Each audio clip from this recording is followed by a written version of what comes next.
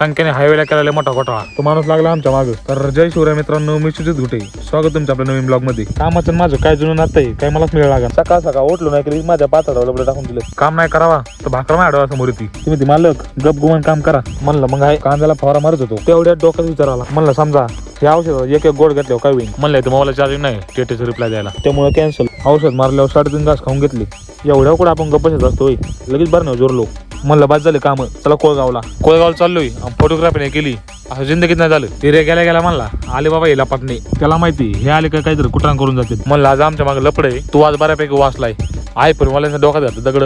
एक प्रॉब्लेम नीट झाला नाही का दुसरा बाहेर निघतो. म्हणलं या फोनला उभा जायला पाहिजे. चालत्या गाडीवर हायवेला गप्पा हवे ना, पण नाही. आपल्या अंगातले 12 गावचे किडे रस्त्याने उलटच चाललाय. तो माणूस लागला ना आमच्या मागे, निघलेला पक्का घरगडी केलाय. उठून सुटून त्याच्या मागे निघते 7:30ची. भाऊ डायरेक्ट दळण घेऊन आला. त्याला म्हणलं तुझ्या मग काय लागले ते काय म्हणते बघा. काम आणि 7:30 टेन्शन सगळे. म्हणलं खऱ्या जिंदगी तूच माझ्या घेतोय. द्या ठेवून मोबाईल गप झोपा.